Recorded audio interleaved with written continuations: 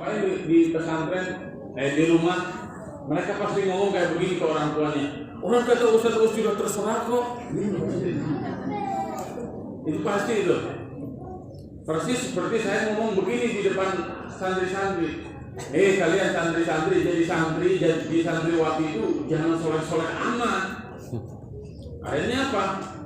Ada santri tukang nyuri, ada santri selalu makan berlebih, ada santri kalau dia temannya dapat paketan diambilin. Terus ketika ditanya, kan kata Ustaz juga jangan soleh-soleh amat. Jadi kalau melakukan yang jelek-jelek itu selalu mengatasnamakan Ustaz juga katanya jangan soleh-soleh amat. Saya sampaikan kepada anak-anak yang seperti itu logika ayat Allah Subhanahu wa taala ketika Allah Subhanahu wa taala menegaskan faman syaa'a falyu'min wa man syaa'a falyakfur. Faman syaa'a falyu'min wa man syaa'a falyakfur. Jika di antara kalian mau beriman silakan beriman, jika di antara kalian mau kafir silakan kafir. Kan tidak ada yang mengatakan begini, saya milih kafir kata Allah juga silakan. Lalu jadi logikanya tuh sudah konslet. Kenapa? Karena memahami sesuatu tidak pas, ya. Apalagi ini bukan hanya pas, tidak benar. Logikanya terbalik. Nah, kenapa saya sangat mengharapkan semua hadir, ya? Bukan hanya kita akan makan bareng sebenarnya. Ini ceramah saya, ceramah inti atau ceramah menjelang makan bareng. Saya hanya mengingatkan begini. Ketika liburan itu, maka maksimalkan betul bapak-bapak, ibu-ibu memahami betul dinamika anaknya. Karena perkembangan anak-anak ini bukan hanya lagi per hari sekarang, ya. Perkembangannya per jam ini anak-anak ini, ya. Maka ibu-ibu, bapak-bapak kalau tidak memahami dinamika anak-anak akan bingung. Ini anak siapa sih sebenarnya? Gitu. Bahkan ada orang tua yang psikolog dia karena psikolog, karena ngerti ilmunya, kok anak saya begini banget perkembangannya ya? Kenapa bu? Cepat banget sih, bingung gimana ngebangunnya? Ya. Nah ini nanti akan menjadi masalah ketika orang tua merasa sudah aman. Oh benar, anak saya sudah pesantren kan? Ke info, ini ke info. Tenang, saya sudah percaya dengan anak saya. Lalu kepercayaan itu bukan hanya jadi begitu dibiarkan, tapi justru percaya itu harus didampingi. Karena anak-anak sekarang, ya, kalau anak mereka diloskan, mereka bingung. Kenapa bingung? Karena mereka sudah terbawa banjir bandang informasi. Jadi informasi itu sangat luar biasa. Dan otak ini sifatnya menerima dan dia tidak akan selektif. Ya, mau yang benar, mau yang salah, otak itu menerima. Ya. Memori kita menerima. Yang menyeleksi itu apa? Yang menyeleksi itu sebenarnya keimanan. Ya. Karena di setiap diri kita ada dua potensi, fa'alhamaha fujuraha wa taqwaha. Ini perhatikan sambungan ayatnya. Fa'alhamaha fujuraha. Yang pertama kali disebutkan apa? Fujurnya. Fujur itu apa? Fujur, bukan bujur ya. Fujur itu terambil dari kata fajaro. Fajaro itu arti asalnya adalah pecah, tapi pecahnya dari dalam. Ya. Persis seperti gunung kalau meletus, itu namanya infijar. Maksudnya gimana? Hati seseorang, hati saya, ya, dia memiliki potensi untuk keluar dari seluruh aturan-aturan. Gitu. Bahkan bukan hanya keluar, menentang aturan-aturan. Ya. Itu yang biasa orang tua sebut dengan bandel. Karena susah ya. Nah, kita harus mengerti dan paham betul bahwa potensi itu pasti akan ada sampai seseorang mati. Jadi jangankan usia SMP dan SMA, orang udah gede kayak begini, udah punya anak gadis, bahkan udah punya cucu aja masih kadang bengkok-bengkok. Betul nggak? Kenapa? Karena itu fujur. Fujuraha wa taqwaha, fujur dan takwa. Nah sekarang seseorang terjebak dengan fujur, dengan dosa, dengan hal-hal yang tidak bermanfaat, dengan kemaksiatan, itu karena apa? Potensinya dua. Kata Nabi SAW, ni'matani maghbunun fihima kathirun minan nas, as-sihhat wal faragh. Ada dua kenikmatan yang banyak manusia tertipu. Ya, ada dua kenikmatan yang banyak manusia tertipu dengan dua hal itu. Apa? Yang pertama as-sihhat, sehat. Kalau sehat, seseorang ini kalau sehat, bawaannya itu pengennya jalan-jalan aja terus, betul nggak? Giliran sakit, aduh saya pengen hadir ke pengajian, betul nggak? Saya pengen hadir ke majelis Quran, Pak Ustaz, ini lagi sakit, ente orang lagi sehat juga datang ke majelis Quran yang telat mulu. Tapi ketika sakit baru dia sadar, betul nggak? Tapi kalau lagi sehat lupa begitu. Ya, mata kita ini lagi awas. Udah kakek-kakek baru. Ya Allah, mudah-mudahan mata saya sehat lagi. Kalau sehat lagi, nanti mau baca Quran yang rajin. Betul nggak? Udah sehat lagi matanya, lupa lagi. Udah, betul nggak? Begitu, memang manusia kayak begitu. As-sihah. Nah, yang kedua adalah al-faragh. Al-faragh itu adalah waktu senggang. Nih, waktu senggang ini yang saya ingin garis bawahi. Liburan sebulan itu menjadi waktu senggang buat siapa? Waktu senggang buat siapa? Waktu senggang buat siapa? Buat santri, buat kalian. Maka kalian yang sudah munaqashah 5 juz, itu kan persiapannya hanya sepekan kan? Bisa setelah 5 juz. Insya Allah sebulan kalian libur 5 juz habis lagi semuanya. Itu namanya libur syariat. Libur syariat. Ya, halo. Anak-anak SMP yang sudah berjuang habis-habisan mati-matian, gara-gara mau libur disyaratkan harus setoran 3 juz. Sebulan antum nggak murojaah, insya Allah itu akan habis lagi. Mau? Siap? Siap apa? Pertanyaannya nggak jelas. Ya.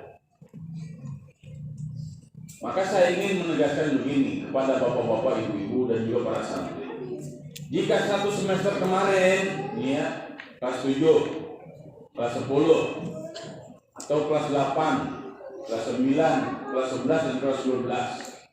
Jika kemarin itu 1 semester kemarin, kalian semuanya, hei para santri, berprinsip begini, pesantrenku adalah rumahku.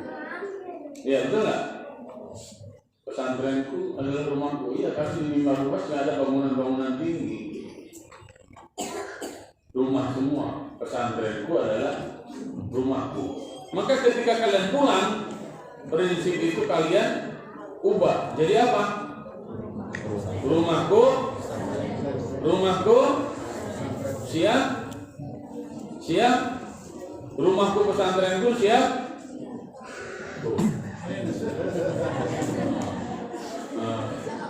Bisa jawabnya. Halo, ini serius ini, kita mau pulang ini. Para santri, siap menjadikan rumahnya sebagai pesantrennya? Coba ulang bareng-bareng. Pesantrenku rumahku.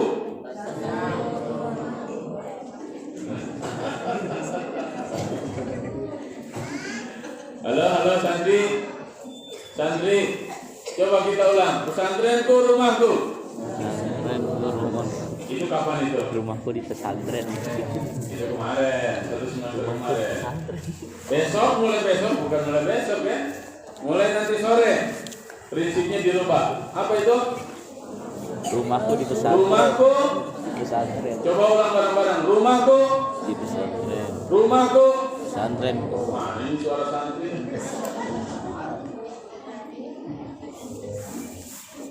Halo. Kalau kalian bersuaranya jelas dengan suara ini, tenang. Setelah ini bagian orang tua kalian. Siap? Santri siap? Ikuti kata-kata Ustaz. Rumahku pesantrenku. Rumahku pesantrenku. Rumahku pesantrenku. Rumahku pesantrenku. Rumahku pesantrenku. Rumahku pesantrenku. Bapak-bapak ibu siap menjadikan rumahnya pesantrennya? Oke, saya akan jelaskan. Mohon didengarkan bapak-bapak. Mohon didengarkan ibu-ibu. Pesantren itu sebuah lembaga. Ya, maka jika dikatakan rumahku pesantrenku, maka harus dipahami rumahnya harus seperti lembaga. Kalau di pondok pesantren ada mudirul am, ya, ada kepala sekolah, maka mudirul am itu saya di pesantren. Betul nggak? Di pesantren ada wali kelas, betul nggak? Di sekolah juga begitu, ada wali kelas. Kemudian ada apa lagi? Ada guru, betul? Jadi ada mudirul amnya atau kepala sekolahnya, ada wali kelasnya, ada juga guru. Di rumah juga harusnya begitu. Jika rumahku pesantrenku, maka di rumah harus jelas siapa kepala sekolahnya, siapa mudirul amnya, siapa. Wajib siapa? Bapak. Ya. Wali kelasnya siapa? Ibu, emaknya. Gurunya siapa?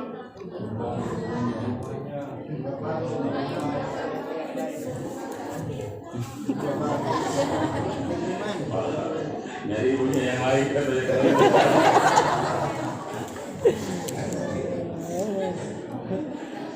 Pak Ustaz salah kalau kamu gitu, kan kata Nabi ibumu 3 kali. Udah semuanya ibu. Bapaknya nggak mau mendidik anaknya. Gimana bapaknya nggak mau mendidik anaknya? Bapaknya nggak mau jadi kepala sekolah, kan kepala keluarga namanya juga. Betul nggak? Jangan biarkan wali kelasnya bingung. Jangan biarkan ibunya bingung. Ini anaknya mau diapain sih? Ya, dia harus jadi kepala sekolah, dia harus jadi wali kelas, dia juga harus jadi guru. Terus setelah itu dia juga yang harus nyari gaji buat dirinya. Melaksa banget. Kasihan banget kok ibu-ibu kayak begitu tuh. Ibunya lagi. Maka bapak-bapak, ibu-ibu, ini mohon perhatikan rumah saya. Santri-santri di sini semuanya alhamdulillah cerdas. Hebat, sudah saya uji dan itu sudah teruji. Tapi mayoritas masalah santri itu adalah masalah mentalitas dan kejiwaan. Ya. Masalahnya masalah mentalitas dan kejiwaan. Masalah intelektual tidak ada yang bermasalah, semuanya cerdas. Kalaupun bodoh menurut hasil IQ, mereka menghafal Quran, insya Allah akan jadi cerdas. Contohnya siapa? Uus Mauludin sudah dites IQ 5 kali. Hasilnya kecerdasannya di bawah rata-rata. Iya. Kemudian saya tantangin yang ngetes IQ saya. Baik, saya akan tunjukkan. Suatu saat nanti akan ada orang bodoh yang sukses. Saya meyakini itu. Tidak butuh kecerdasan tinggi untuk menghafal Quran. Tapi siapapun yang menghafal Quran, maka mereka akan dianugerahkan kecerdasan tinggi oleh Allah. Ya serius. Saya sudah buktikan itu kok. Nah, ini masalah yang hari ini sebenarnya akut, ya. Orang tua yang dalam kondisi ekonominya sedang turun, la salam wala kalam, tidak ada berita, tidak ada kabar, tidak pernah datang ke pesantren, ya, tidak pernah nelpon anaknya. Akhirnya apa? anaknya menjadi parent hungry. Parent hungry itu apa? Lapar ayah. Ayah saya kemana? Ngasih duit enggak, ngasih jajan enggak, nelpon enggak pernah, majelis Quran enggak pernah datang. Emang saya anak siapa? Gitu. Akhirnya jiwanya meronta-ronta. Lihat temannya yang lain, ya Allah, teman saya pokoknya datang mulu. Ya Allah, teman saya ngobrol sama bapak. Betul nggak? Nyanyi sendirian di pojok. Akhirnya ketika setelah beres majelis Quran, apa yang terjadi? Wah, udah tuh. Duit anak-anak yang lain yang diambil sebenarnya.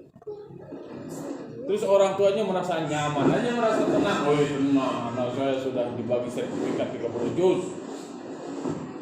Halo. Itu yang tidak dipahami oleh orang tua.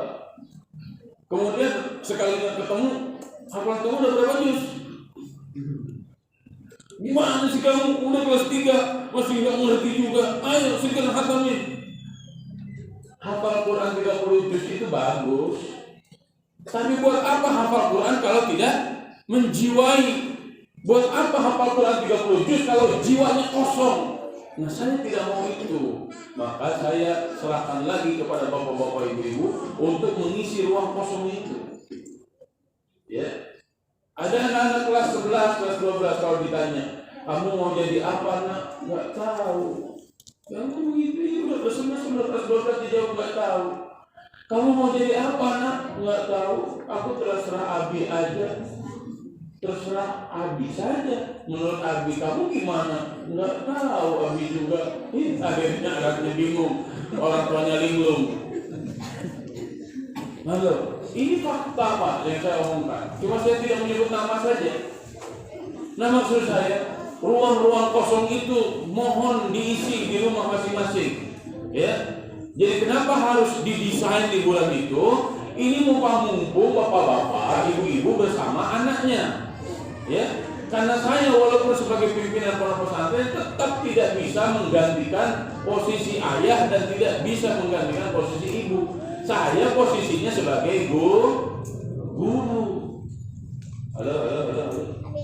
Jadi kalau figur ayah, figur ibu, figur guru lengkap, nyambung semuanya, insya Allah anak-anaknya nggak akan konslet. Halo. Insya Allah anak-anaknya nggak akan konslet. Emang anak-anak yang konslet seperti apa Ustaz? Anak-anak konslet itu sudah hatam 30 juz tapi dia tidak mencintai Al-Quran. Konslet secara pribadi. Anak-anak yang sudah banyak ilmu tentang agama Islam, tapi ketika melihat keluarganya berantakan, maka mereka akan muncul di hatinya, gini amat hidup saya ya. Ya, halo. Ini menjadi kegalauan anak-anak hari ini.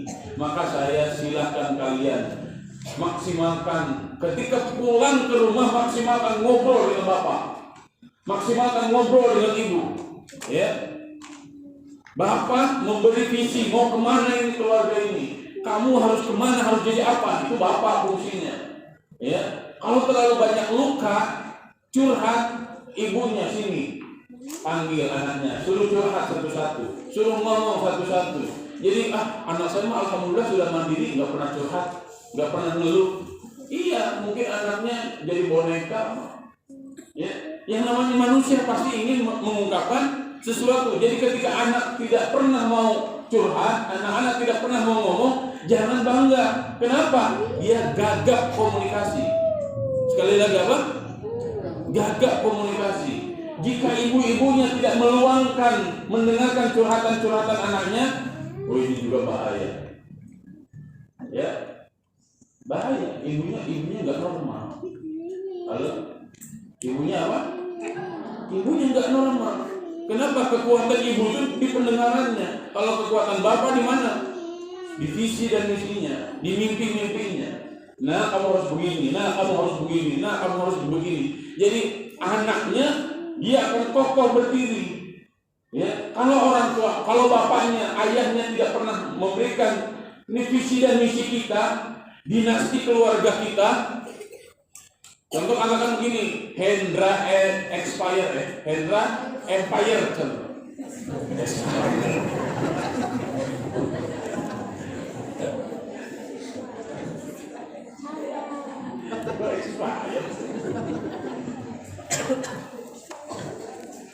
Hendra Empire, katakanlah begitu.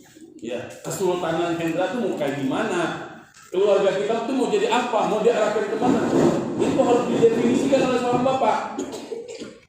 Ya, Us Mauludin keluarganya mau seperti apa? Saya harus menentukan arah tujuannya mau kemana. Itu sangat penting. Jadi jangan sampai anak-anak tuh, yaudahlah terserah kamu nak, kan kamu yang lebih paham. Kok anak-anak jadi lebih paham? Enggak bisa kayak begitu. Jangan biarkan anak-anak berjuang sendiri memasuki surga Allah Subhanahu wa taala. Jangan, harus bareng. Halo? Bisa dipahami secara umum apa fungsi ayah dan fungsi ibu? Apa fungsi anak? Paham ya? Siapa yang menjadi mudirul amnya, siapa yang menjadi kepala sekolahnya, siapa yang menjadi wali kelasnya, dan siapa yang menjadi gurunya. Guru bebas. Ya. Anak mau bertemu dengan siapapun bebas, mau berguru kepada siapapun bebas. Tapi yang jelas adalah mereka harus mengikuti rel yang sudah disepakati dalam keluarga. Hari ini banyak keluarga-keluarga yang tidak mengerti akan kemana keluarganya itu akan mengarah. Ya, sehingga dibekali dengan ilmu, berbagai macam ilmu, bukannya diterima tapi olah bakrungkan. Halo, tahu olah? Tahu olah? Olah itu kayak orang makan nanti bapak-bapak makan buahnya saking banyaknya olah gitu, keluar lagi.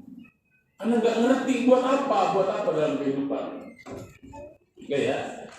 Itu tadi saya sudah sampaikan untuk anak-anak, untuk santri dan juga untuk orang tua. Kemudian siapa saya dan siapa Anda? Nah, ini yang saya sering sekali tanyakan pada diri saya dan kepada istri saya. Siapa saya? Siapa Anda? Siapa kamu? Siapa? Who am I? Siapa saya? Siapa keluarga saya? Definisikan secara jelas oleh bapak-bapak dan oleh ibu-ibu bersama anaknya masing-masing. Ketika tidak bisa mengkomunikasikan itu, bagaimana kita mau melakukan kaderisasi? Saya sangat berharap begini Pak, Bu. Memang betul anak-anak di pesantren di sini. Memang betul saya kader. Tapi kaderisasi itu bukan hanya perspektif saya. Ya, tapi perspektifnya kita. Sehingga antara saya dan bapak, antara saya dengan ibu itu nyambung semuanya. Jadi anak-anak kita dikawal betul bareng-bareng. Jadi bukan hanya seperti masukin anak ke bank, masukin uang ke bank. Ketika butuh diambil di ATM. Bukan begitu. Kita sebenarnya seperti koki. Koki itu apa? Tukang masak.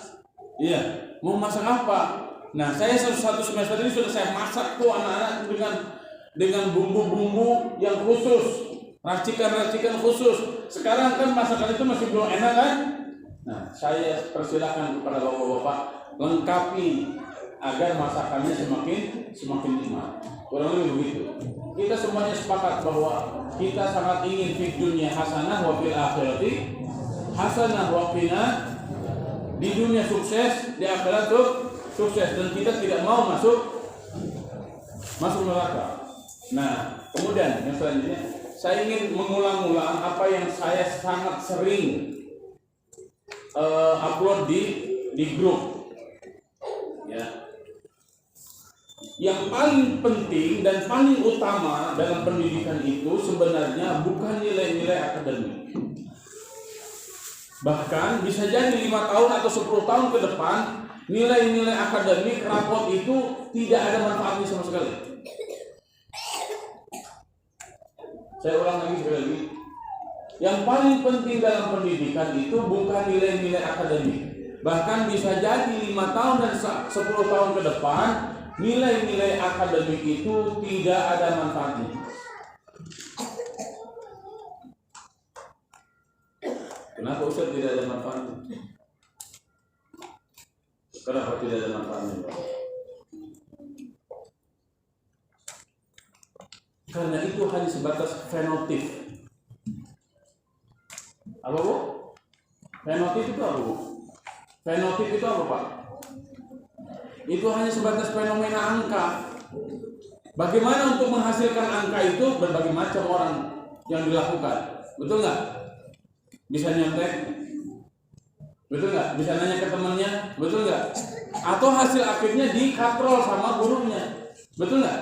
Sehingga namanya angka-angka atau nilai-nilai di rapot itu hanya sebatas fenotip saja. Sedangkan yang mendarah daging itu bukan nilai di rapot, akan tetapi kedewasaan. Saya sebutnya kedewasaan. Kedewasaan itu saya petakan menjadi 3. Apa itu? Pertama, dewasa dirinya, dewasa sosialnya, dan dewasa kontribusi. Coba ulang lagi bareng-bareng. 1, dewasa. 2, dewasa. 3, dewasa kontribusi. Apa yang saya maksudkan dengan dewasa diri? Dewasa diri kalau bahasa baratnya idep. Pak, paham idep? Kalau ke masjid nggak usah diajak-ajak, nggak usah disuruh-suruh, udah otomatis. Nah, itu artinya udah idep. Nah, idep itu dewasa dirinya. Kalau murojaah Quran, setoran Quran, ziyadah Quran, nggak usah lagi disuruh-suruh, apalagi sampai awas kamu kalau nggak mau murojaah, ibu nggak akan kasih handphone. Ya udah murojaah kan, murojaahnya cuma 15 menit, main handphonenya seharian. Itu artinya nggak idep, nggak cerdas dirinya, nggak ngerti dirinya tuh butuh apa. Nah, hari ini masih banyak yang belum idep kayak gitu. Jangankan di rumah, di pesantren aja sholatnya masbuk terus. Masbuker. Masbuk di pesantren. Bahkan di pesantren sholatnya sering di asrama coba. Akhirnya asramanya kalau udah masuk waktu sholat, Ustaz Amar kunci. Itu dasar santri, ya dasar santri. Pintunya dijebol. Pintunya udah jebol, masuk ke rolling door. Rolling door itu kan udah ambrol. Kenapa? Itu dipakai jalan keluar itu sama santri. Masya Allah. Di pesantren, coba di pesantren itu santri masih ada yang suka ngelayat tuh. Habis isya, peng, keluar. Pulang jam 2, jam 3 subuh. Di pesantren itu. Apalagi kalau disangkanya Ustaz Urus nggak tahu ya. Halo, gimana itu? Di pesantren baru Ustaz. Saya sebagai pimpinan pesantren melihat anak-anak yang seperti itu tidak ada rasa benci sama sekali. Bahkan yang ada di hati saya kasihan, 1000% kasihannya. Kenapa seperti itu? Ada apa di keluarganya? Ada apa dengan ayah dan bundanya? Oh sampai seperti itu. Ya, halo. Saya tidak menyebutkan nama orang ya, tapi ini fenomena yang harus kita pahami bersama. Saya rumuskan menjadi sebuah teori-teori. Ya. Ayah yang belum peduli dengan istrinya, belum peduli dengan anaknya, dia juga sama sebenarnya belum cerdas dirinya. Ya. Ayahnya yang anaknya harus pesantren, anaknya harus ngapalin Quran, tapi dirinya tidak mau. Baca Quran nggak mau, ke masjid nggak mau, sholat pun nggak mau, itu juga sama belum cerdas dirinya. Kalau seorang ayah belum cerdas dirinya, maka dia akan sangat sulit menularkan kecerdasan baik kepada anak-anaknya. Halo? Maka di sini nanti saya sangat berharap ketika liburan besok jangan saling menyalahkan. Ya, contoh begini, saling menyalahkan tuh anaknya ternyata semakin paham, orang tuanya nggak pernah sholat. Saya juga libur sholat. Loh, kenapa kamu libur sholat? Ayah juga nggak pernah sholat. Ya kalau kayak begitu masuk neraka bareng-bareng itu. Betul nggak? Halo. Orang tuanya nggak pernah ke masjid, anaknya harus ke masjid. Kemudian anaknya kalau udah pinter kan, ngebalikin sama anaknya, aja nggak pernah ke masjid. Hei santri, justru kalian dipesantrenkan itu untuk memutus gen-gen keburukan. Putus gen keburukan. Mulai lagi kebaikan dari mulai kalian.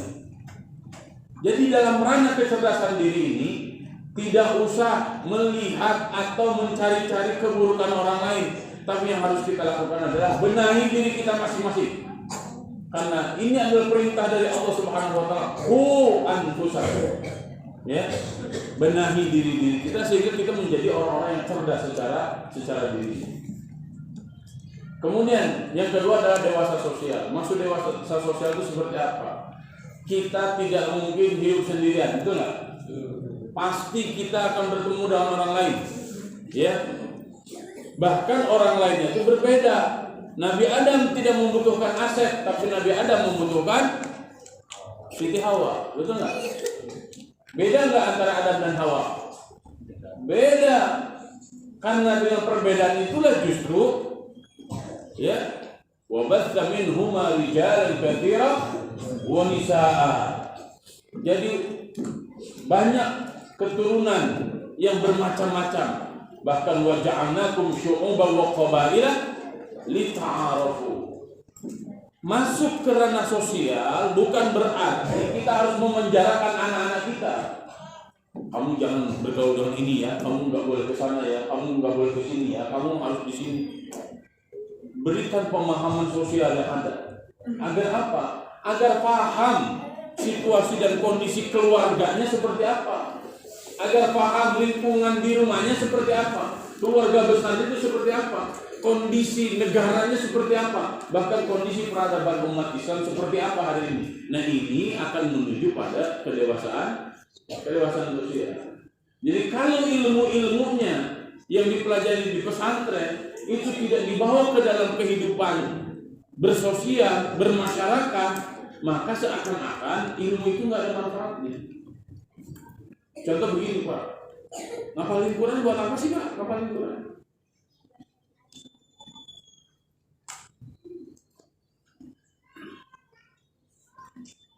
Atau fungsinya seorang hafizul Quran di tengah-tengah masyarakat itu apa? Kalau kita tidak punya panggung-panggung untuk anak-anak kita, maka seakan-akan ilmunya itu nggak akan bermanfaat sama sekali. Jadi useless dia rasanya. Tapi coba kalau kita masuk ke dalam ranah sosial, ya yang lebih kokoh, kan di masjid pasti ada membutuhkan muadzin, betul nggak? Ya anak laki-lakinya disuruh azan, suruh tampil di masyarakat. Anak-anaknya minimal disuruh ngajarin anak-anak TPA, ngajarin Asmaul Husna, bermanfaat nggak ilmunya? Kalau nggak anak-anak TPA disuruh ngajarin untuk mak-mak nenek-nenek yang mau mati besok, ngajarin syahadat, betul nggak? Karena belum tentu di perumahan itu semuanya muslim, ya kan? Bisa jadi berbagai macam. Bahkan bisa jadi kelihatannya muslim, padahal dia kejawen. Ya, betul nggak? Nah, kalau kita paham betul situasi dan kondisi sosial kita, maka kita akan bisa melibatkan anak-anak kita menjadi bagian dari sosial, bagian dari kehidupan kita. Ya, kita paham tuh peta para ulama. Ada berapa ustadz di lingkungan kita? Coba bawa anak-anak kita kepada ustaz, bawa anak-anak kita kepada para ulama. Minimal mereka mendengarkan nasihat dari para ustaz itu. Kalau kita nggak paham kondisi sosial, gimana mau ngajak main anak-anak kita ke para asatidz, ke para ulama? Nah ini membutuhkan kerja bareng, ya. Harus mengokohkan sinergi antara bapak, ibu, anak, keluarga, dan juga lingkungan. Ini di mana? Di kedewasaan sosial. Jika belum seperti itu, ya memang sosial itu belum dewasa. Halo. Ini pada diam semua kan udah lapar atau kenapa ya? Silakan dimakan dulu snacknya. Diminum dulu air. Makan ini masih banyak ini slide-nya, masih 17 slide lagi. Hah? Ada 2 apa? 2.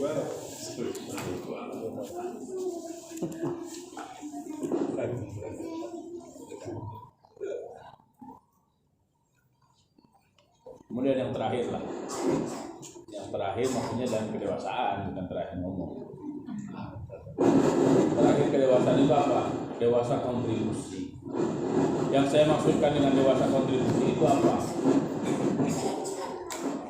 Dewasa kontribusi itu maksud saya adalah dalam kehidupan baik secara pribadi ataupun sosial pasti kita akan mendapatkan kelebihan dan kekurangan, betul nggak? Pasti itu. Semua kita pasti memiliki kekurangan dan pasti memiliki kelebihan. Maka ketika kita mendapatkan kelebihan dari orang lain, ya ambillah kelebihan-kelebihannya. Karena kelebihan orang lain ketika diambil oleh diri kita, itu sifatnya kontribusi orang lain kepada diri kita. Atau ketika kita melihat situasi dan kondisi lingkungan yang ada, kita mendapatkan kekurangan-kekurangan pada diri orang atau pada keluarga atau pada lingkungan. Kemudian kita berikan apa yang Allah anugerahkan kepada kita untuk mereka. Itu yang disebut dengan kontribusi. Ya. Dalam skala nasional, MUI telah mengeluarkan pengumuman bahwa para ulama Indonesia tingkat internasional yang meninggal selama COVID kemarin jumlahnya tidak kurang dari 1.000 orang. 1.000. Dan 1.000 itu tidak tidak main-main ulama yang meninggal itu. Tarafnya udah taraf internasional. Pertanyaannya sekarang, siapa yang akan menggantikan 1.000 ulama yang meninggal itu? Di situ kontribusi kita. Ya. Saya ingin berkontribusi kepada bangsa dan negara ini dengan apa? Melalui jalur apa? Itu kontribusi. Jadi kontribusi itu bagi pada diri, bagi pasangan, keluarga, untuk anak, untuk tetangga, untuk kakak, untuk adik, untuk bangsa, negara. Bahkan kontribusi kita itu bisa untuk peradaban kita secara umum. Ya, hari ini, ya Piala Dunia yang menang kemarin siapa? Belum. Masih semifinal. Ya. Tapi yang kita ingat yang menang hanya Maroko doang. Maroko,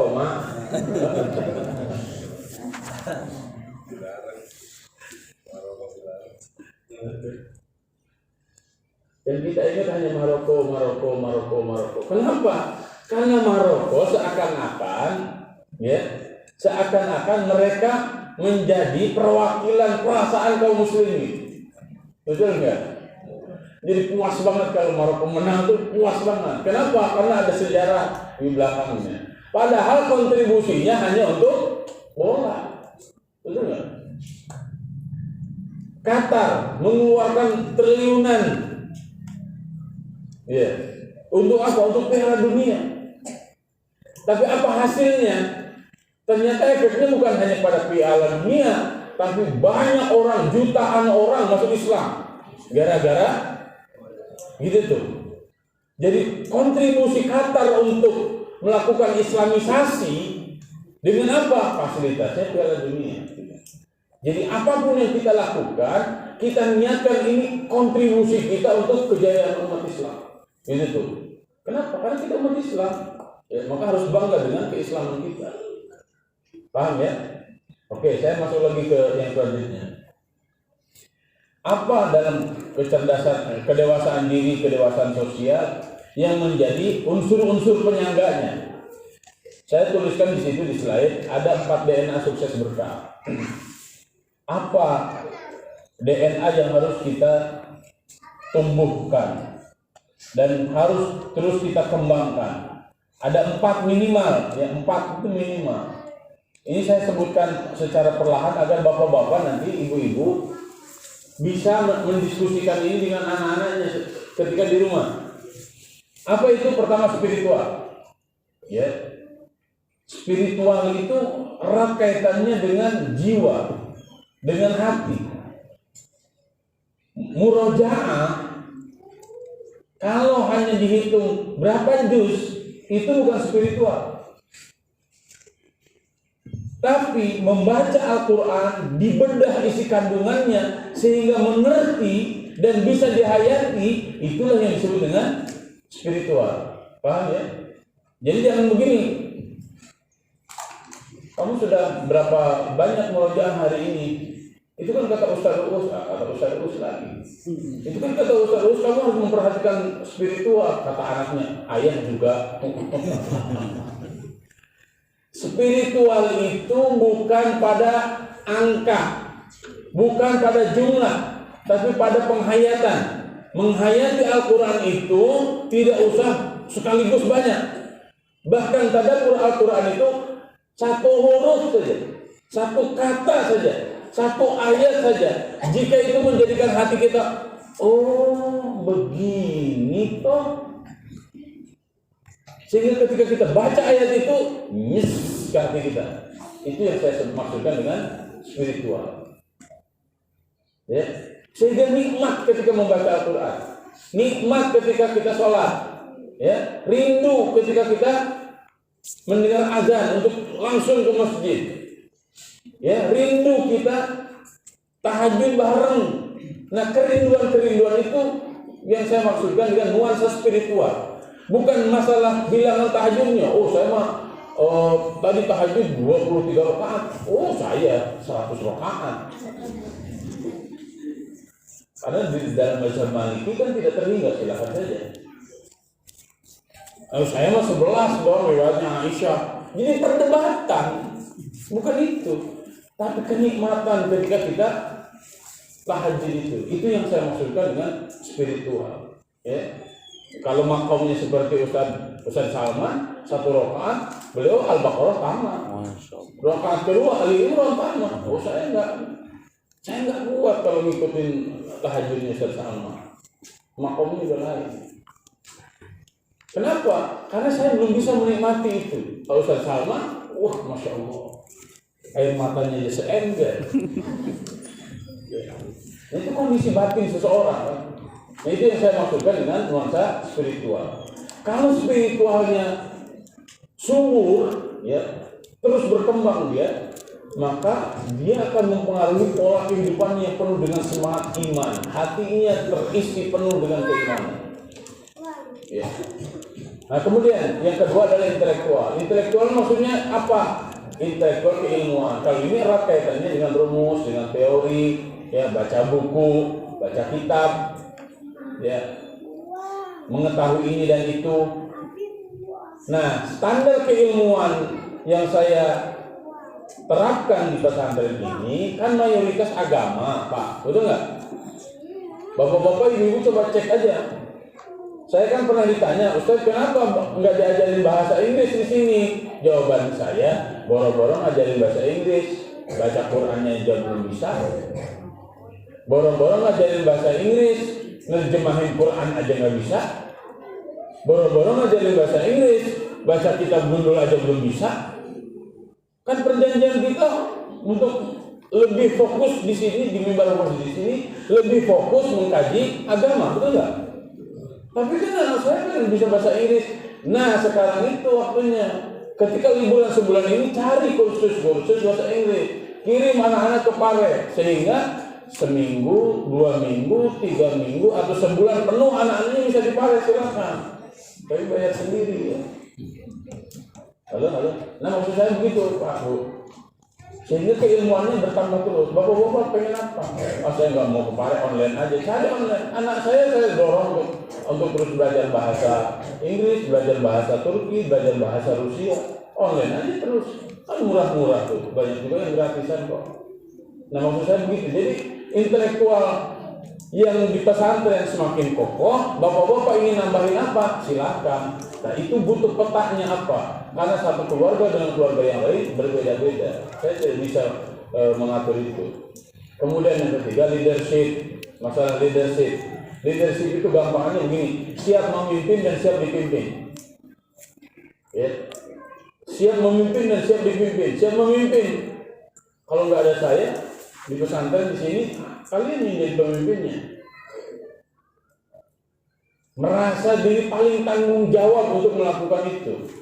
Siap dipimpin, ada orang tua yang memberikan instruksi, siap dipimpin. Kalau jelas imam dan makmumnya, insya Allah selesai kehidupan. Ya, berikan anak-anak tugas dan amanah.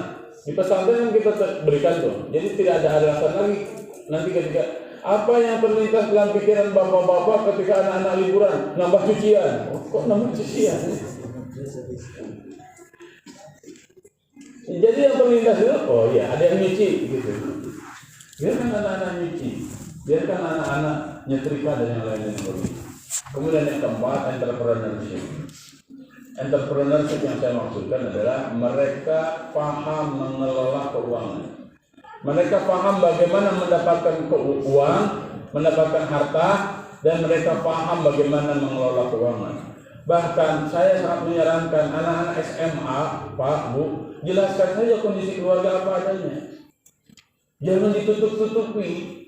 Karena ketika mereka tidak memahami situasi dan kondisi keluarga, yang timbul adalah terlalu banyak permintaan. Jadinya apa? Tengukur kakujur, tengumang kabadan. Ya? Tengukur kakujur, tengumang kabadan itu nggak tahu diri. Ya? Jadi pahamkan situasi yang ada, sehingga dengan kepahaman itu timbul motivasi.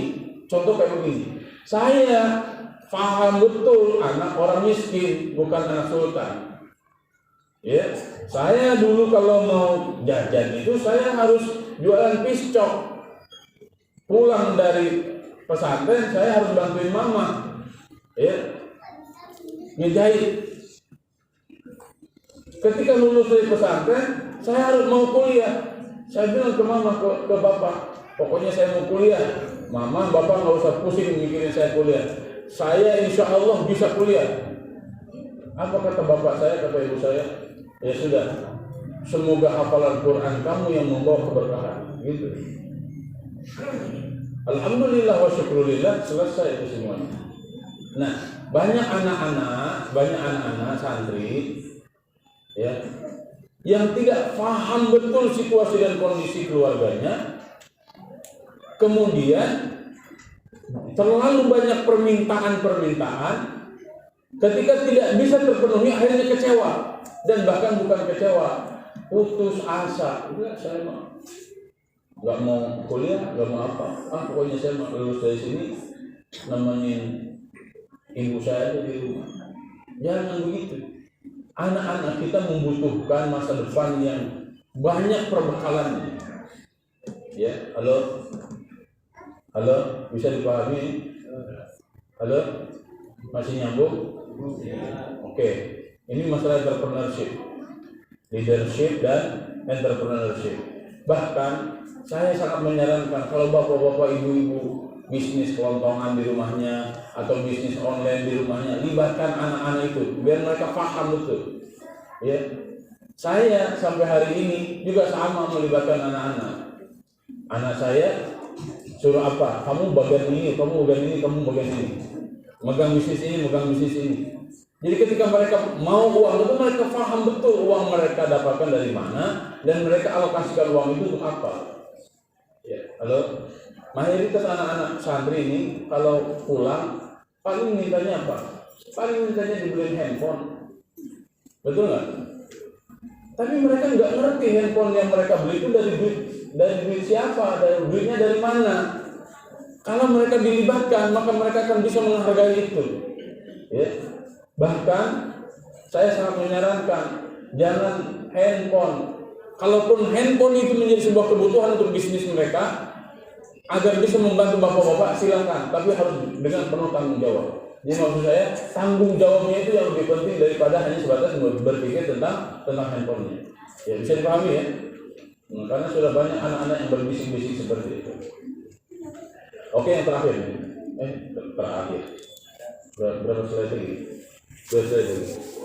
Nah, ini khusus untuk kelas 9 dan kelas 12. Bapak-bapak, ibu-ibu yang anaknya kelas 9 dan kelas 12. Ya. Atau kelas 7 lah. Kelas 7. Saya merumuskan begini. Untuk memudahkan kesuksesan kita anak-anak, ya, maka tentukan 4 hal. Yang pertama adalah temukan bakat mereka. Untuk menemukan bakat itu seperti apa? Bakat dan minat sama atau tidak ya? Bakat dan minat sama atau tidak? Bakat dan minat sama atau tidak? Kalau bakat itu apa? Ini bukan bakat pembutuh, bukan ya? Bakat itu apa? Bakat itu apa? Gampangannya bakat itu bawaan orok. Apa bakat itu?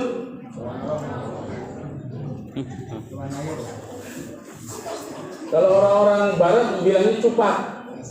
Iya cupat naon iya budak ieu teh naon cupatna. Kalau orang Betawi bilangnya bawaan orok. Kalau orang-orang Eropa sana bilangnya personality genetik. Apa? Personality genetik. Kalau bahasa Al-Quran namanya syakilah dan makanah. Apa? Syakilah kalau bahasa Al-Quran. Wa qul i'malu ala makanatikum. Qul kullu ya'malu ala syakilatihi. Nah, syakilah. Orang barat menemukan kata syakilah dalam Al-Quran. Kemudian mereka menyebutnya dengan skill. Apa? Orang barat itu bahasanya skill. Masuk ke orang Jawa jadi sikil.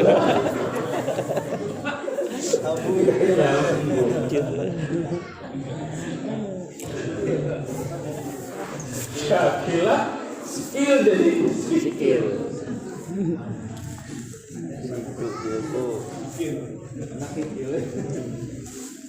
Jadi konsumsi udah dibagi-bagi ternyata. Jadi silakan aja, nggak apa-apa.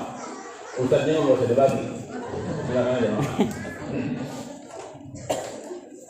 Nah maksud saya bapak-bapak, ibu-ibu, begini, kan setiap kita tuh unik, ya kan? Kita limited edition. Belum tentu anak kita 100% seperti kita.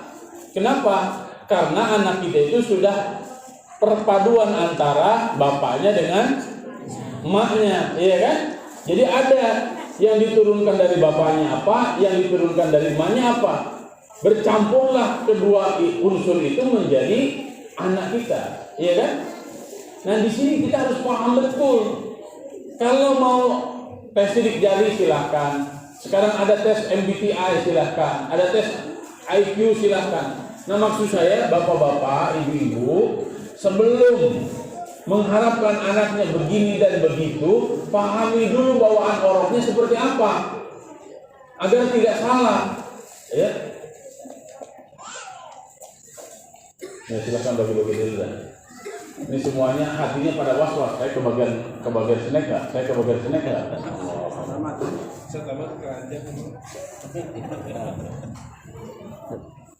Bagiannya saya nggak.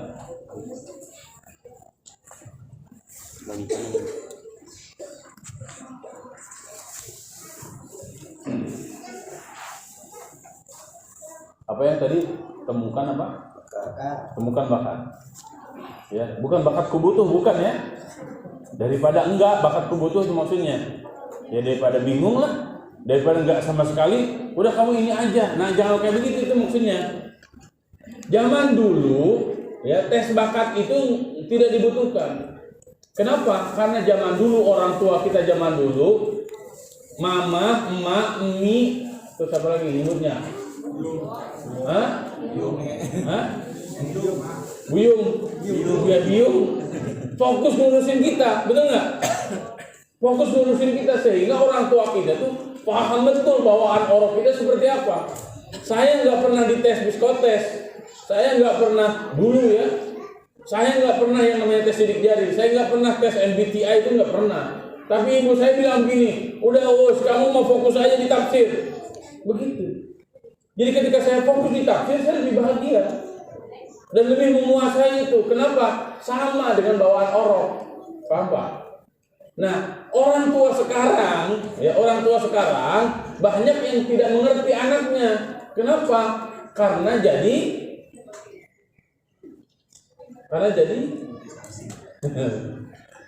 itu bapaknya harus pergi ke pabrik, ibunya harus bisnis online.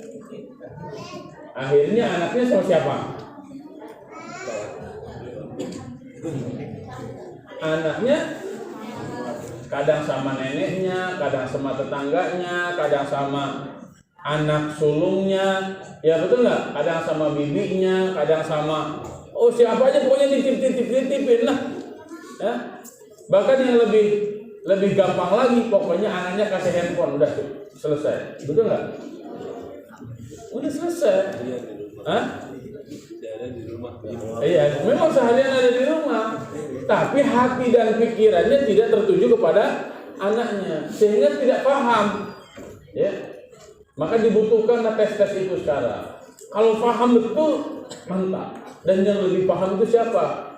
Seharusnya ibunya, seharusnya bapaknya, seharusnya gurunya. Nah, kenapa ini hari ini dibagikannya raport karakter ini nanti akan menunjukkan seperti apa sisi spiritualnya, intelektualnya, kemudian apa leadershipnya dan entrepreneurshipnya.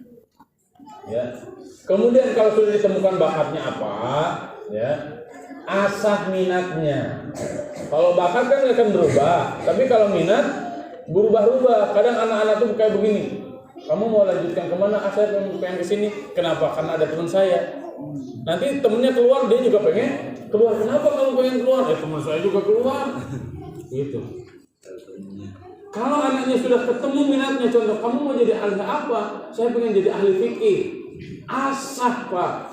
Diasahnya di mana? Dengan dikasih buku yang banyak tentang fikih, dipertemukan dengan guru-guru ahli fikih, ditunjukkan dengan link-link YouTube tentang fikih. Itu maksud saya diasahnya. Ya. Memang secara internasional standarnya 10.000 jam. Kalau 10.000 jam udah begitu aja tuh, ngaji fikih aja. Standar kitab fikih sudah dikuasai, ada gurunya yang bimbing 10.000 jam minimal, maka dia akan berpotensi menjadi ahli. Nah sekarang anak bapak, anak ibu mau jadi ahli apa? Ya, segera komunikasikan dengan guru-gurunya. Dan harus berani memfasilitasi, karena saya di pesantren tidak akan bisa memfasilitasi sampai anak-anak ini ahli apa, nggak akan bisa. Saya hanya bisa membantu. Kalau mau jadi ahli tafsir, begini kurikulumnya, ini bacaan-bacaannya. Kalau mau jadi ahli fikih, begini kurikulumnya, ini bacaan-bacaannya. Mau ahli sejarah, begini kurikulumnya, ini bacaan-bacaannya. Nah itu maksud saya, beli sendiri. Halo, bisa dipahami? Jangan sampai anak bapak-bapak, anak ibu-ibu nyuri kitab-kitab saya di perpustakaan. Batuknya sampai kayak begini. Kenapa? Karena kalau buku di perpustakaan itu buku standar, yang semua santri harus bisa baca. Ya. Tapi kalau sampai itu buku menjadi kepakaran anak-anak kita, maka itu harus difasilitasi. Bahkan harus dari sekarang ditentukannya. Contoh kemarin saya tanya, Raihan, kamu katanya mau jadi dokter ya? Iya Ustaz. Terus kamu mau ngelanjutinnya kemana? Ke Mimbar Hufaz lagi SMA-nya? Jangan ke Mimbar Hufaz. Mimbar Hufaz itu tidak akan bisa menjadikan kamu menjadi dokter. Kok begitu Ustaz? Iya, saya tidak punya fasilitasnya di sini. Kalau mau jadi dokter yang paham syariat, Ustaz menyarankan kamu SMA-nya ke Al-Azhar Mesir. Kalau mau, saya akan bantu bagaimana bisa SMA ke Al-Azhar Mesir. Gitu tuh. Emang di SMA di Al-Azhar Mesir ada kedokteran? Ada. Ngambil jurusan IPA. Nanti ketika S1-nya masuk ke kedokteran. Nah itu bisa saya bantuin. Ya udah Ustaz, kalau kayak gitu beasiswa ini oleh Mimbar Hufaz. Loh, kok jadi kita jadi bantu?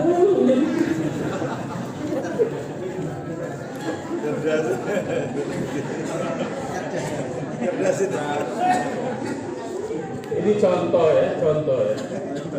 Contoh lagi begini. Anak-anaknya mau jadi ahli apa? Biar dari sekarang bapak-bapak, ibu-ibu mendesainnya, ya. Terutama ini kelas 12 mau dijadikan apa? Kalau untuk mengkader para ulama, insya Allah sampai ujung saya mengerti jalannya, saya paham kurikulumnya. Ya. Kalau mau ke Mesir, insya Allah tidak terlalu susah. Yang penting ada uangnya. Ya. Kenapa? Ada uangnya. Kalau bapak-bapak, ibu-ibu bisa sajadah terbang langsung ke sana, ya nggak apa-apa. Sila, udah kamu dulu di situ, terbang langsung. Baru nyampe. Dan itu murah sebenarnya. Jika dibandingkan kuliah di Indonesia, lebih murah. Nah, insya Allah saya bisa. Mau jurusan apa segala macam, insya Allah bisa. Tapi kalau untuk kemarin tuh ada anak-anak yang, oh, saya mau pengen jadi ahli gizi, kamu salah ngambil pesantren. Yang di Mimbar Unpas. Kenapa saya di sini small class? Halo, small class itu apa? Kelas-kelas kecil, kelas 12 hanya 5 orang. Bukan berarti nggak ada yang mau masuk. Saya batasi. Kenapa? Karena kalau terlalu banyak, capek Pak ngedengerin Quran 30 juz tuh. Satu persatu kita dengerin ayat per ayat sampai ngantuk-ngantuk. Ngecek baca kitab satu-satu. Apa kayak gitu Pak? Kalau terlalu banyak nggak akan bisa Pak. Orang-orang Barat nyebutnya malah kageroh, malah kacoo. Tahu malah kageroh, malah kacoo Pak? Hah? Nggak tuh pegang gitu. Nggak tuh pegangnya. Nggak akan maksimal saya ngajarnya. Maka saya memilihnya kelas kecil. Ya. Kemudian kenapa di Mimbar Unpas nggak ada bangunan-bangunan megah? Ya buat apa bangunan megah kalau cara berpikirnya tidak megah? Maka saya utamakan terlebih dahulu membenahi cara berpikir, ya, membenahi agar semua kita paham desain untuk anak kita itu seperti apa. Toh anak kita keluar dari sini nggak akan dibawa tuh bangunan-bangunan itu. Yang dibawa apanya? Karakternya itu. Halo. Ini sebenarnya saya sedang mengobrol ilmu yang sedang dipraktekkan di Mimbar Unpas ini. Biar bapak-bapak, ibu-ibu menjadi para kepala sekolah di rumahnya masing-masing. Kemudian yang ketiga, tentukan pembimbing. Nah, pembimbing ini guru khusus. Mau jadi ahli akidah, maka gurunya harus ahli akidah, dibimbing terus gitu Pak. Mau jadi ahli Quran, Qurannya apa? Qiraat contoh, mana sebintang? Ada bintang? Nah ini bintang. Suaranya bagus kalau ngaji. Ya. Saya sampaikan ke dia, udah kamu jadi ahli qiraat aja. Ya Ustaz gimana kan? Tanya kemana itunya? Ngajinya cari sendiri. Terus biayanya gimana? Bapak aja tanya.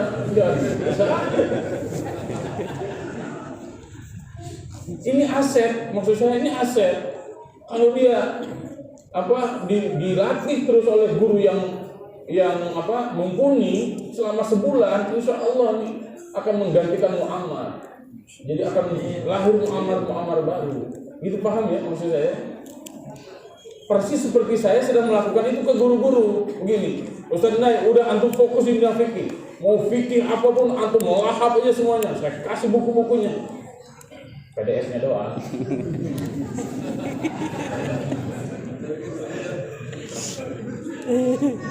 Minimal wakfea lah linknya kan itu jutaan kitab itu ada di situ, udah antum baca. Ustaz saya mau izin ya mau nyorogan ke Kiai di Cikalong, silahkan. Ente nyerok apa? Fikih Ustaz, bagus. Itu Ustaz Amar, antum pokoknya harus jadi ahli Quran, bersanad dengan berbagai macam sanad. Saya kursuskan online, saya pertemukan dengan banyak guru gitu. Jadi apa? Jadi ahli nantinya. Jadi walaupun saya sering banyak yang ditanya, itu kok gurunya muda-muda semuanya? Iya muda, ilmunya coba. Saya bisa ngadu gitu ilmunya. Karena saya termasuk orang-orang yang hari ini tidak melihat detail. Buat apa lihat doktor gitu? Baca Quran aja belepotan, doktor tafsir, baca Quran belepotan, ada nggak? Banyak. Siapa? Teman-teman saya. Makanya saya keluar dari PTI gitu, ngapain lah dokter di situ? Banyak banget dokter belepotan baca Quran, tapi gelarnya dokter, nggak bangga saya. Lebih baik gelarnya profesor doktor, Qurannya mantap-mantap, ilmunya mantap-mantap. Nah saya ingin melahirkan para spesialis, Pak. Kenapa? Agar jelas keilmuannya. Ya, hari ini kita membutuhkan ahli apa? Ahli fikih apa? Fikih Syafi'i di bidang apa? Bidang muamalah gitu tuh.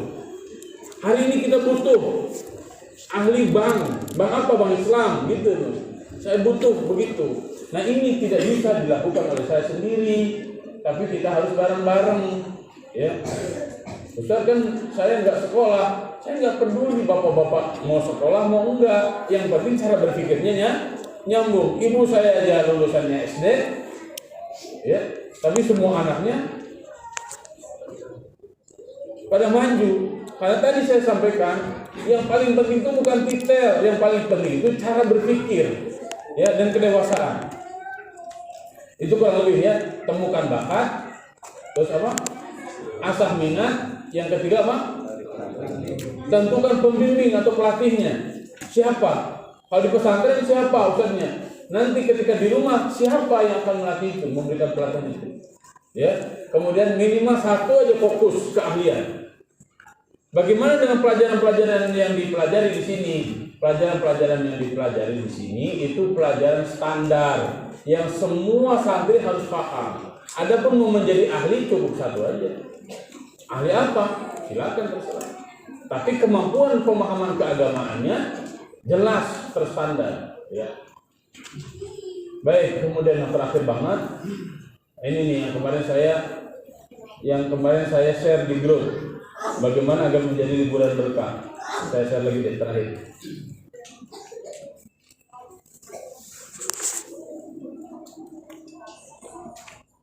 Saya share terakhir di Wali Amanah.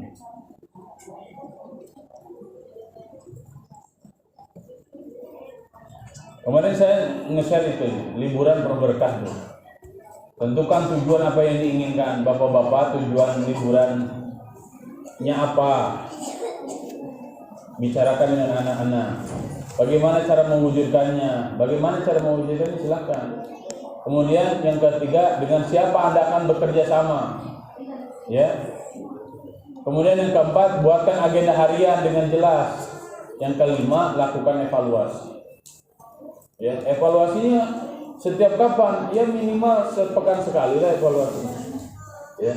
Liburan ini kan evaluasi, hasil evaluasi dari semesteran. Kalau di pesantren, kalau besok di rumah kan cuma sebulan, maka evaluasinya minimal sepekan sekali. Silakan dievaluasi.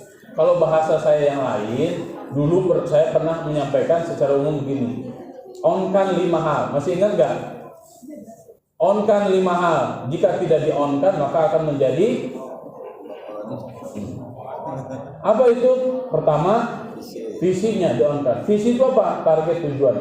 Yang kedua, misi apa yang harus dilakukan.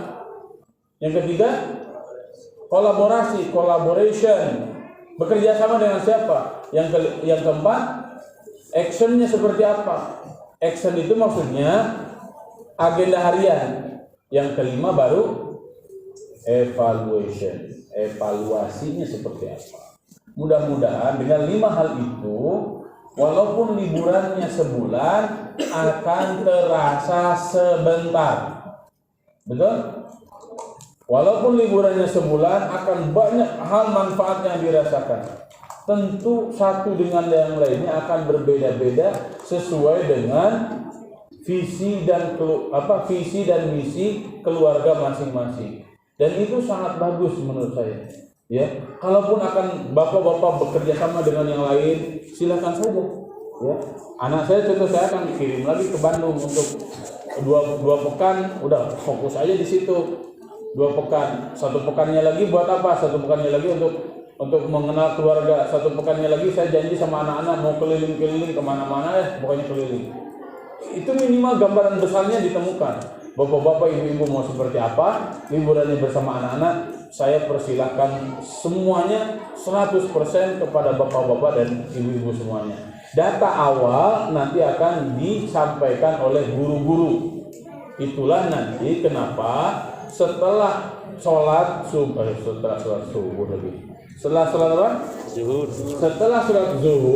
jangan kemana-mana, semuanya makan dulu. Ya, gak usah ada yang pergi kemana gitu nyari-nyari makanan, gak usah. Udah banyak banget makanan di aula tadi disiapkan. Pak Periani dari sepekan yang lalu terus ngijapin saya, tenang Ustaz, aman, tenang Ustaz, aman. Banyak banget makanan, insya Allah. Jadi bapak-bapak, ibu-ibu makan bareng-bareng. dan kita bisa ngobrol santai, Pak. Sebenarnya saya bukan hanya sekedar makannya. Kalau makan targetnya yang penting kenyang. Tapi lebih dari itu, kenyang dan kita bisa sambil ngobrol santai. Betul nggak? Maka kenapa saya menyarankan setiap majelis Quran itu harus ada makan. Kalaupun berat nggak apa-apa, saya aja yang nanggung.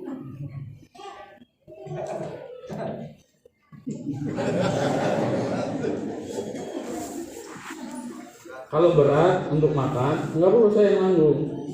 Untuk apa? Karena untuk berkumpul itu sulit, Pak. Nah, ketika momen ngumpul itulah kita bisa ngobrol sambil santai, sambil makan, sehingga satu dan yang lainnya bisa saling mengenal, bisa akrab, bisa dekat, dan banyak manfaat yang kita rasakan. Itu teman-teman tuh mengatakan itulah caranya kita menyatukan umat. Masih ingat prinsip menyatukan umat?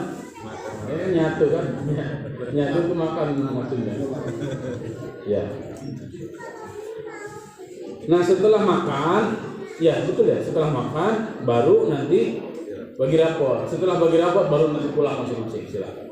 Nah, rapor itu sangat penting bapak-bapak, ibu-ibu yang langsung ngambil, bukan diwakili oleh yang lain, diwakili oleh tetangga, enggak nyambung nanti. Ya. Emang yang mau didiknya siapa? Tetangganya. Dan itu tidak bisa hanya sebatas dibaca begitu saja. Ya, itu harus dijelaskan kepada bapak-bapak dan ibu-ibu sehingga paham, dan itulah yang menjadi data awal untuk merumuskan liburan besok seperti apa. Jadi bukan hanya memikirkan masa depan dan bukan hanya memikirkan kebaikan-kebaikan, tapi apa yang harus diservis, diperbaiki dari anak-anak kita. Kan tadi ingat, unsur kebaikan dan unsur keburukan pasti ada nempel di diri kita. Begitu juga di anak-anak. Jangan sampai kita kaget karena anak itu, kok kamu kayak begini? Tenang.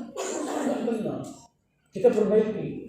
Ya, saya sering menyampaikan ke guru-guru, tidak usah panik ketika melihat santri-santri melakukan kesalahan dan keburukan. Kenapa? Orang kita juga suka kok. Ya. Dan dalam Islam, orang yang melakukan keburukan belum tentu terhina jika mereka memperbaiki diri. Nabi Adam berdosa, betul nggak? Nabi Yunus berdosa, betul nggak? Nabi terhina tidak mereka? Enggak. Nabi Adam nggak terhina, kenapa? Karena bertobat. Nabi Yunus terhina? Enggak, kenapa? Karena mereka bertobat. Berikan keluasaan kepada anak-anak kita untuk memperbaiki diri, dan mudah-mudahan kita sebagai orang tuanya bisa mendampingi agar mereka semakin baik. Dari saya cukup sekian. Mohon maaf jika ada hal-hal yang kurang berkenan, ya. Mohon maaf jika selama semester ini di pesantren ini masih banyak kekurangan, banyak kekhilafan. Ada anak-anak yang saya jewer, ada anak-anak yang saya tendang kakinya, ada anak-anak yang saya sentil, ada anak-anak yang saya tunjuk-tunjuk. Sampai tadi pagi saya tunjuk-tunjuk. Ya. Mohon dimaafkan. Di hati saya sudah tidak ada rasa benci, tidak ada rasa dendam, tidak ada rasa buruk sangka. Di hati saya hanya ada satu, yaitu kasih sayang. Saya memposisikan anak-anak santri itu, saya sayang sama mereka, apapun situasi dan kondisinya. Santri-santri ikhwan saya sayang kepada mereka, dan bahkan saya sangat berharap semoga satu hari nanti mereka menjadi para ulama pejuang yang sebenar-benar. Karena sudah banyak yang amin dan aminnya kencang-kencang, berarti itu saya harus turun dari hati ini. Ada yang mau ditanyakan dulu? Ada yang mau ditanyakan? Setelahnya apa usah ditanya? Ada yang mau ditanyakan, Pak? Silakan kalau ada yang mau ditanyakan. Mumpung masih ada. Biar nanti kita siap-siap untuk dulu.